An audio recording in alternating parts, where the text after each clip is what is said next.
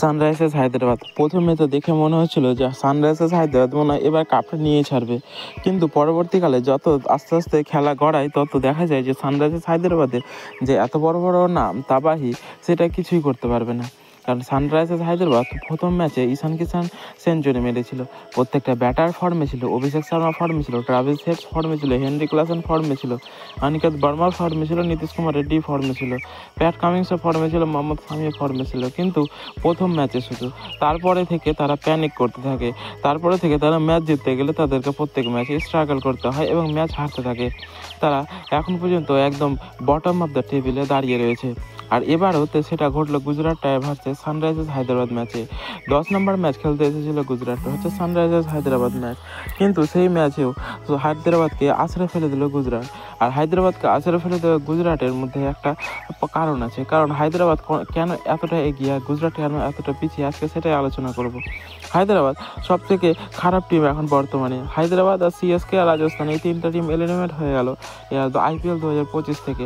IPL 2025-এর play অফসের রেসে eliminate হয়ে গেল হায়দ্রাবাদ, আর গুজরাট টাইটেন্স পৌঁছে গেল 2 নম্বর পয়েন্টে।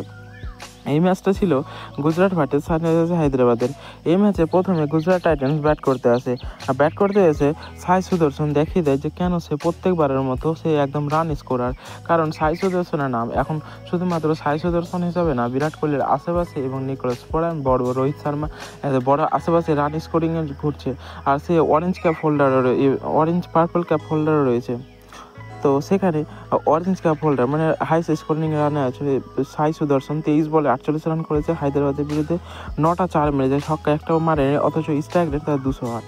আর তারপরে সাথ দিয়েছিল শুভমান গিল মাত্র 38 বলে 76 রান করেছে, 10টা 4 আর 2টা ছক্কা মেরেছে, তার স্ট্রাইক রেটও 200। শুভমান গিল আর সাই সুদর্শন এই দুজন মিলে গুজরাট টাইটেন্সের টিমকে একদম টপ অফ দ্য পয়েন্টে নিয়ে গেছে, কারণ এই দুজনের মধ্যে একটা না একটা ব্যাটার খেলবে আর সেটাই তাদের নীতি রয়েছে। আর দুটো ব্যাটারের মধ্যে ক্লাস আছে, একদম ক্লাসি, যেরকম সাই সুদর্শন খেলে সেরকম শুভমান গিল। আর তারা প্রথম থেকে উইকেট ফেলে না, ফলে তাদের একদম একটা ভালো স্কোরে দাঁড় করিয়ে দেয় টিমকে। আর 3 নম্বরে আছে জস বাটলার। এই ম্যাচেও সে ভালো খেলেছে, 37 বলে 64 রান করেছে, মাত্র 3টা 4 আর 4টা ছক্কার সাহায্যে তার স্ট্রাইক রেট ছিল 172।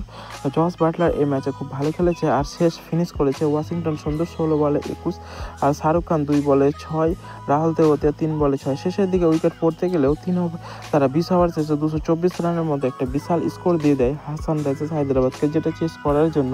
আর সেটাই চেস করতে এসেছিল সানরাইজার্স হায়দ্রাবাদ। আমরা যদি দেখি তাহলে প্রথম থেকে ইম্প্যাক্ট প্লেয়ার হিসেবে খেলানো হয়েছিল ট্রাভিস হেডকে ইম্প্যাক্ট তো খেলানো হয়েছে, কিন্তু সে ইম্প্যাক্ট খেলতে পারেনি, কারণ 16 বলে 20 রান করেছে, যেখানে 16 বলে আমরা এবার ট্রাভিস টুল্লাকে একটা আলাদাই ম্যাচ আপে দেখতে পাচ্ছি। কারণ এর আগে আমরা দেখেছি যে ট্রাভিস হেড সবচেয়ে বেশি কম বল খেলতো এবং বেশি রান করতো এবং সেই ম্যাচকে এগিয়ে নিয়ে যেত, বোলিং ভয় খেত তাকে দিকে। কিন্তু এইবার 2025 সেই কেসটা হচ্ছে না। ট্রাভিস হেড 16 বলে মাত্র 20 রান করেছে, কিন্তু ভালো খেলেছে অভিষেক শর্মা এর আগের ম্যাচেও ভালো খেলেছে, এই ম্যাচেও ভালো খেলেছে। সে মাত্র 41 বলে 74 রান করেছে, 6টা 6 আর 4টা 4-এর সাহায্যে, তার স্ট্রাইক ছিল 180। অভিষেক শর্মা যখন খেলে তখন তার 4 কম 6 বেশি হয়। আর তারপরে সবচেয়ে খারাপ খেলেছে ঈশান কিষান মাত্র 76 স্ট্রাইক রেটে রান করেছে, মাত্র 17 বলে 13 রান করেছে। হেনরি ক্লাসেন 18 বলে 23 আর 7 বলে 3, অনিকেত বর্মা নীতিশ কুমার রেড্ডি 10 বলে 21 আর কামান্ডু ম্যান্ডিস 1 বলে 0 আর 10 বলে 19 করেছে প্যাট কামিন্স। আর সেখানে 186 রান করে 20 ওভারে তারা ম্যাচ হেরে গেছে সানরাইজার্স হায়দ্রাবাদ মাত্র 20 ওভারে। গুজরাট টাইটেন্সের দিক থেকে সবথেকে বেশি ভালো বল করে মোহাম্মদ সিরাজ, 4 ওভারে 33 রানে 2টা উইকেট। প্রসিদ্ধ কৃষ্ণা 4 ওভারে 19 রান দিয়ে 2টা উইকেট। আজ সেরকম কেউ ভালো বল করেনি। আর সানরাইজার্স হায়দ্রাবাদ এই ম্যাচটা হারার পর একদম বটম অফ দ্য টেবিল চলে গেছে, কারণ হায়দ্রাবাদ এখন রয়েছে 9 নম্বরে আর গুজরাট টাইটেন্স উঠে এলো 2 নম্বরে। গুজরাট টাইটেন্স এখন 10টা ম্যাচের মধ্যে 7টা জিতেছে আর 3টা হেরেছে, 14 পয়েন্টের সাথে সে 2 নম্বরে আছে। তো বন্ধুরা, তোমাদের কি মনে হয় যে গুজরাট টাইটেন্স এবার কি কাপ নিতে পারবে? কমেন্টে অবশ্যই জানাও, আর এরকম ভিডিও পেতে আমাদের চ্যানেলটিকে সাবস্ক্রাইব করে রাখো।